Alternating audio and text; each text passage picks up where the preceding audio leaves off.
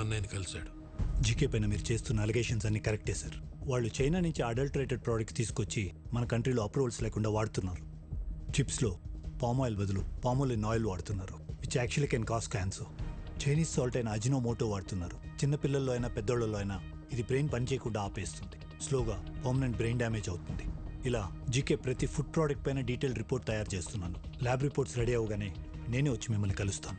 అంతవరకు నా phone switch ఆఫ్లో ఉంటుంది. జీకే మనుషులు నా కోసం వెతుకుతున్నారు సార్. రైట్ టైంలో నేనే మీ కాంటాక్ట్లోకి వస్తాను. ఆ తర్వాత అతను కాంటాక్ట్ చేయలేదు. మేము ఎంత ప్రయత్నించినా అతని డీటెయిల్స్ దొరకలేదు. నా అనుమానం కరెక్ట్ అయితే అతను జీకే మనుషులకి దొరికిపోయాడేమో అనిపిస్తుంది. లేదు సార్, ఫుడ్లో పాయిజన్ కలిపినాడు ఆ సైంటిస్ట్ మహేష్. వీళ్ళిద్దరే జీకే భయాలు. వాళ్ళిద్దరు బతుకున్నారు కాబట్టి జీకే ఇంకా అన్నయ్య వెంట పడుతున్నాడు. ముందు మనం ఫుడ్లో పాయిజన్ కలిపినోడిని పట్టుకుంటే అన్ని నిజాలు బయటకొస్తాయి. కానీ ఏం చేసినా కేసు ఫైనల్ హియరింగ్కి వచ్చే లోపల చేయాలి.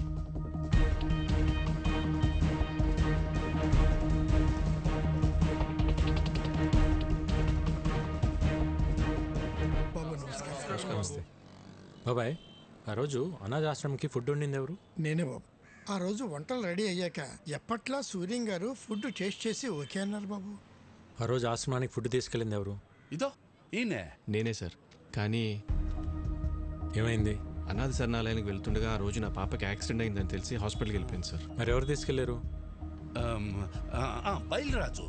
బయలురాజు మన రెస్టారెంట్లోనే తనే చూసుకుంటాడు. నమస్కారం. నమస్తే. బయలురాజు మనోడే. మరి ఫుడ్ పాయిజన్ ఎక్కడ జరుగుతుంది? బాయ్ మర్చిపోయాను, ఇంతకు మీ పాపకి ఎలా ఉంది ఇప్పుడు? అలాకా శుక్ర్ హే, ఇప్పుడు బాగానే ఉంది సార్.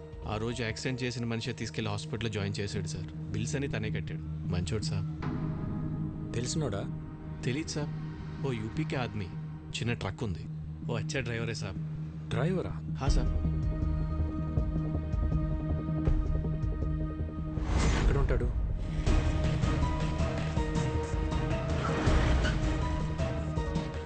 इधर अमित बोल के एक आदमी है, किधर रहता है? हाँ सर, वो यही रहता. वो देखो उधर है. ठीक है. अमित, हाँ आप कौन? ఒక యాక్సిడెంట్ చేయాలి. क्या? హాస్పిటల్లో కూడా నువ్వే జాయిన్ చేయాలి. ఎంత తీసుకుంటావు? మీరు ఎవరి కోసం వచ్చారు సార్? मैं ऐसा आदमी नहीं हूँ, इज्जत से अपना काम चलाता हूँ. జీకే बोले करेगा. कौन जी के? ఏం మాట్లాడుతున్నారు సార్? आप जाइए साहब, अपना काम करिए. आप जाइए. బయల్రాజ్ बोले करेगा क्या? सब कुछ मालूम हो गया. బయల్రాజ్ మొత్తం చెప్పేశాడు. సాలా బయలురాజు వాడు దొరికిపోయి వాడితో పాటు నన్ను ఇరికిస్తాడా? ఫోన్ కర్, ఫోన్ కర్, ఫోన్ కర్. సార్ ఎవరో జీకే గారంట హైదరాబాద్ నుంచి ఫోన్ చేశారు. ఒకసారి మాట్లాడతారా? జీకేనా? హలో ముఖర్జీ, విక్కీ గాడి మీద పగ తీర్చుకోవాలంటే బలం సరిపోదు, ప్లాన్ కావాలి. ప్లాన్ అంటే? ఇక్కడ వాడికో ఫ్యామిలీ ఉంది. వాళ్ళందరికీ వీడి మీద ప్రేమ ఉంది. వీడికి వాళ్ళన్నంటే భక్తుంది. ఇదే ప్లాన్. నా ప్లాన్కి నీ పగ తోడైతే విషం చిక్కగా ఉంటుంది. జల్దీ ఆ జాओ, మిల్కే దేఖ్ లేంగే. ఓకే.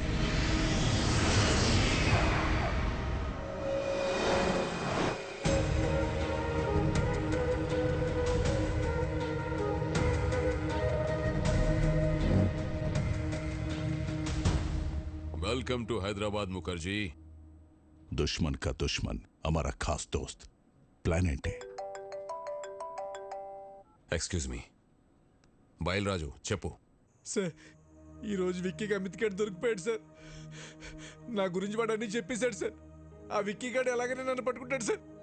కంగారు పడకు. నువ్వు అర్జెంట్గా బయలుదేరి మన సాస్ ఐ టవర్కి వచ్చేయి. మన వాళ్ళు వచ్చి నిన్ను పికప్ చేసుకుంటారు. ఈ రాత్రే నిన్ను దుబాయ్ పంపిస్తా. అలాగే సార్, నేను అక్కడికే వచ్చేస్తాను సార్.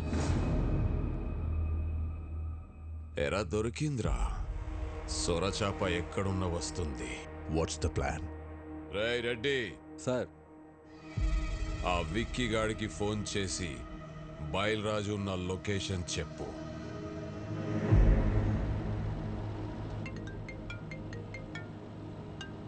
హలో, మీరు వెతుకుతున్న బయలురాజు నానక్రామ్గూడలోని సాస్ బిల్డింగ్లో దాక్కున్నాడు. జీకే మనుషులు అతన్ని చంపడానికి ప్రయత్నిస్తున్నారు. మీరు వెంటనే వెళ్ళి రక్షించుకోండి సార్. మీరెవరు? నేను రాజారాం గారు శ్రేయభిలాషినండి.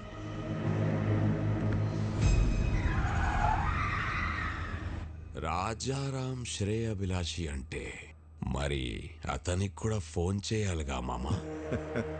అర్థమైంది అల్లుడు.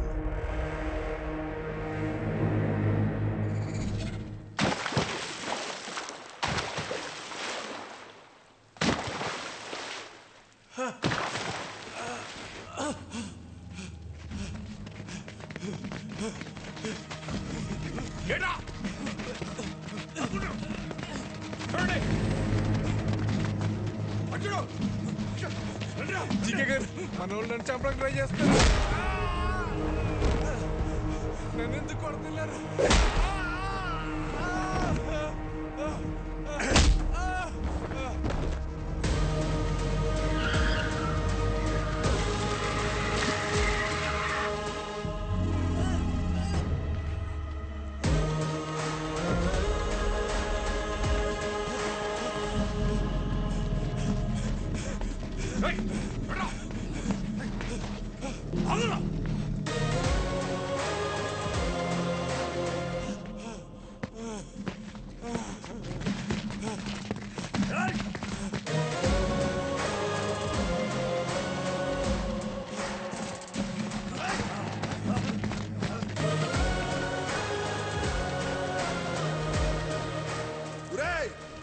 విక్కీ బాబు, విక్కీ బాబు, నన్ను క్షమించండి విక్కీ బాబు.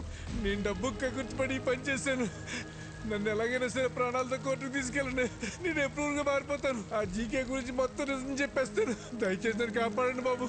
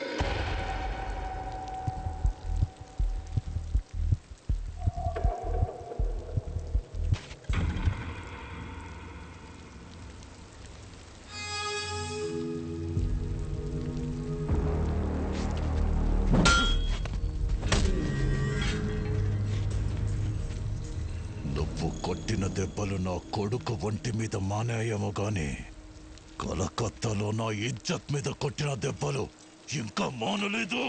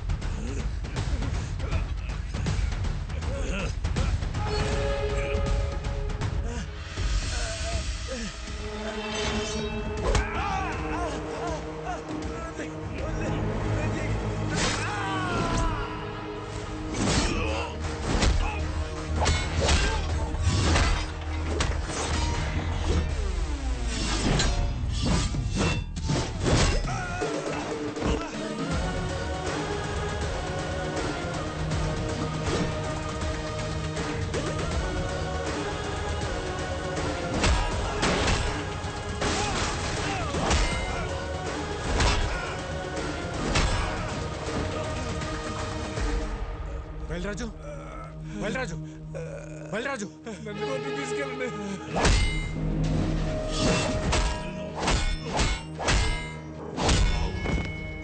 విక్కీ భాయ్, విక్కీ భాయ్, छोड़ दो मेरा पापा को. लाइफ లో మళ్ళీ నీకు కనిపించు ప్లీజ్. విక్కీ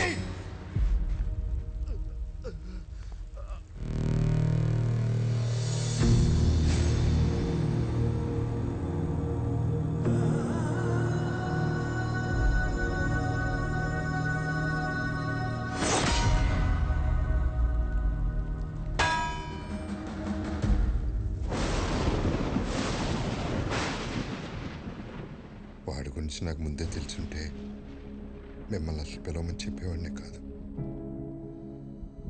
నిజం తెలిసాక కూడా భైరవిని వాడికి ఇచ్చి పెళ్లి చేయటం మోసం అవుతుంది.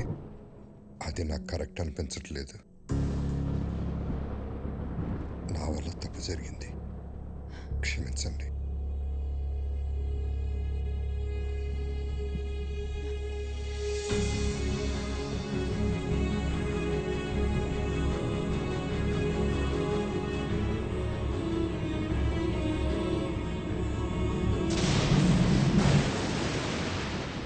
పోర్ట్ ఏరియాలో నా కాంట్రాక్ట్స్, నా బలగం, 100 కోట్ల ఆదాయాన్ని సొంతం చేసుకొని ఎక్కడికొచ్చి డ్రామాలు ఆడుతున్నావా?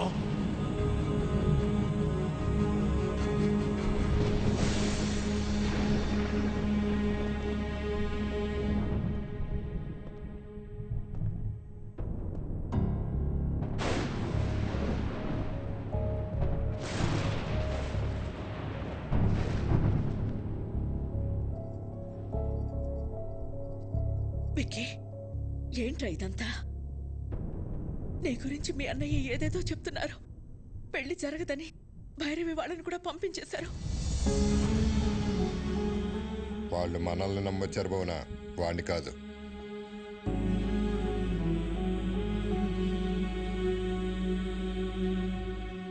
ఏంట్రా ఇదే? మేము చూస్తున్న విక్కీ నిజమా? ఆయన చెప్తున్న విక్కీ నిజమా? రెండు నిజమే వదిన, రెండు నేనే. అన్నయ్య చెప్పినట్టు నేను మారకపోవటం నిజం, భైరవ్ని ప్రేమించడం నిజం, అలాగే మీరందరూ కావాలనుకోవటం, హ్యాపీగా ఉండాలనుకోవటం కూడా నిజం. అంటే నా కళ్ళతో నేను చూసింది అబద్ధమా? కాదన్నయ్య, నీకు నాకు తేడా ఏంటో తెలుసా? చిన్నప్పుడు ప్రపంచాన్ని నాకు నీ కళ్ళతో చూపించాలనుకున్నావు, నేను నా కళ్ళతో చూద్దాం అనుకున్నాను. గొంతెత్తితే తలెత్తాను, చేయితే కాలెత్తాను, దాడికి దాడి, మోసానికి మోసం చేశాను. చేసిన తప్పు సమర్థించుకుంటున్నావా? నేను చేసిన తప్పే కాదంటున్నాను. నేను చేసింది చెప్తే మీరు బాధపడతారని నేను అబద్ధం చెప్పాను. మీ ప్రాబ్లం నాకు తెలిస్తే నేను బాధపడతానని అందరి చేత నువ్వు అబద్ధం చెప్పించావు.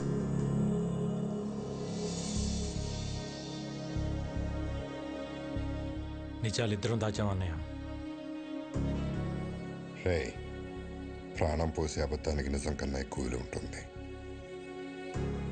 ప్రాణం తీసే నిజానికి అబద్ధం కన్నా ఎక్కువ ప్రమాదం ఉంటుంది.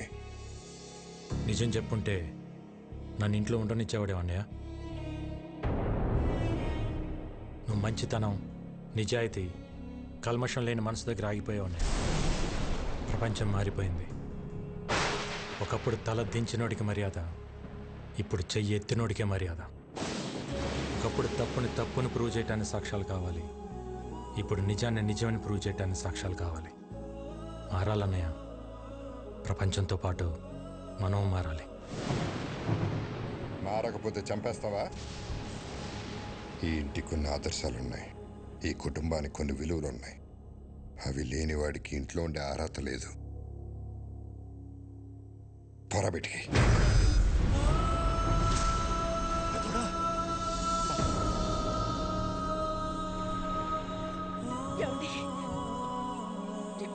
ఏంటి మాటలు?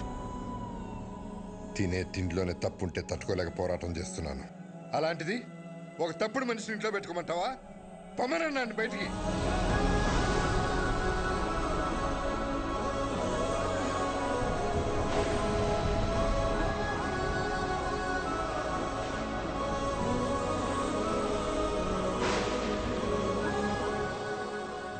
నేను ఎందుకు వెళ్ళాలి? నేను వెళ్ళని చెప్పండి. ఆయనేమో నేను తిరిగి రావాలని హోమాలు చేయొచ్చు, వదినేమో నేను బాగుండాలని చెప్పి పూజలు చేయొచ్చు, కానీ ఇంటికి కష్టం వచ్చినప్పుడు నేను నిలబడటం తప్ప నాకు ఆ మాత్రం బాధ్యత, హక్కు ఉండదా? ఉంటుంది. ఎప్పుడు?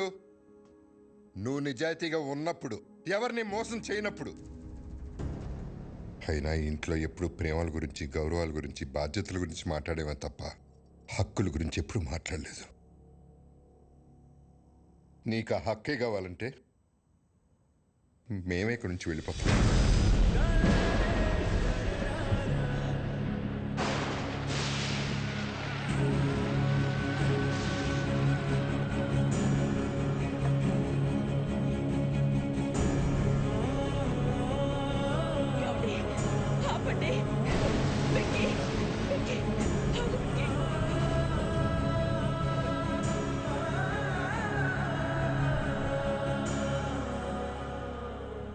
రోజులు నేను ఇంట్లో ఉంటే అన్నయ్య సంతోషంగా ఉంటాడనుకున్నా. కానీ ఇంట్లో నుంచి వెళ్తేనే అన్నయ్య సంతోషంగా ఉంటాడంటే ఒక్క సెకండ్ కూడా ఉండను వదిన.